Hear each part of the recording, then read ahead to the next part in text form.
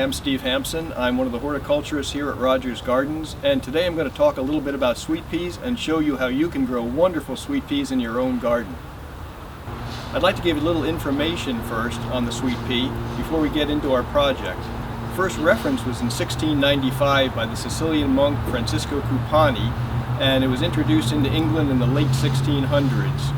The real breakthrough came in the early 1900s when a gardener in England discovered a real ruffled large flower, and he named it Lady Spencer. And since then, all of our modern sweet pea varieties with large ruffled flowers are referred to as Spencer type.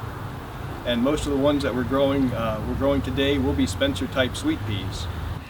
There are two basic types of sweet peas.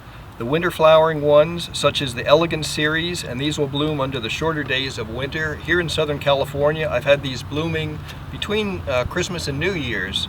And then there are the other ones which will bloom later in the spring to early summer flowering ones, and these will bloom in Southern California about mid-March, and they'll go all the way through May to possibly even early June in cooler areas. Seed sowing can be done in two different ways. The first way is to sow the seed directly in your garden. If this is the case, I like to add a good soil amendment to the soil first, like Harvest Supreme. This just loosens the soil up, adds a lot of organic matter, and you'll get better growth later on. When starting the seeds in containers, I like to use these cell packs. These are the type that you find in garden centers that a lot of annual plants are growing in. And I just fill this with a good potting soil. And when I sow the seed is very large, it's easy to sow. And you can see the little rounded seeds. There are people who think that filing the seed or soaking them in water will help germination, and I actually do not do anything. I've tried filing them before, I've tried soaking them in water, and I actually get better results just sowing them directly from the packet. I usually sow 1 or 2 seed in each cell here, and I'll just push these down. And so they're covered with about 1/4 to 1/2 an inch of soil. Germination usually takes place in 1 to 3 weeks depending on the temperature. If I sow my seed in late September, I'll get germination in about 1 week when the weather is still warm. And after about 3 weeks of growing, we get plants that look about like this. These are a perfect stage for transplanting into the garden. They've gotten some good size to them, and they're just starting to branch here right at the base. When you're ready to put these out in the garden, I usually space these individual plants about 6 to 8 inches apart in a long row. Sweet peas can grow 6 to 8 feet tall, so you need a good support for these to grow on.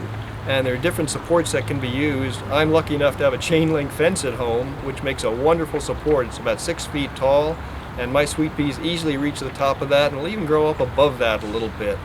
There are other ways you can do it. I also use these bamboo poles, which I actually cut from my garden. This is actually a bamboo cane, and I just cut off the leaves, and these can be used for several years. But the nice thing about this is that the sweet peas can grow up through it here, and all the tendrils will cling to these twiggy growth. So it makes a wonderful support that's really kind of attractive also. Sweet peas also could be grown in large containers. I have about 4 or 5 of these around my backyard in different locations. And with this, again, just fill a container up with a good potting soil. The Rogers potting soil is what we're using right here. It's nice and well-drained soil, makes a good medium for growing in. Also, again, you need your strong support. This is a metal support system. It's sort of an obelisk that's attractive by itself. And when transplanting these, again, we just go back to our packs here. And in this size pot, I can grow about 6 plants. So these are just popped in here. There are only 2 pest problems that I look out for with sweet peas. The first is slugs and snails, and this usually affects the plants when they're very small. I use a good slug bait. Sluggo works very well, and I find that usually when the plants get up to about 8 to 12 inches tall, I don't have to worry about that. They don't seem to bother the plants anymore. The second one is aphids, which can transmit virus diseases, which can be very serious. So whenever you see aphids, or when you just see them, you want to make sure you have some kind of a control.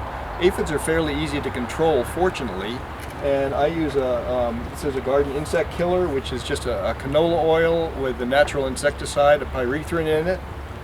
The other one is just an oil spray, which really does a very good job of controlling the aphids, but you really want to make sure you keep an eye out for these. If you choose not to grow sweet peas from yourself, you can always purchase plants at a nursery. Rogers Gardens has a great selection of plants in 6-packs, and these are ready to go into your garden. And beginning in mid to late November, we'll have 4-inch pots available of 20 different varieties from seed that was purchased in England. These were custom grown for us, and they're varieties that I've tested in my garden for the last several years, so they do very well in our Southern California climate.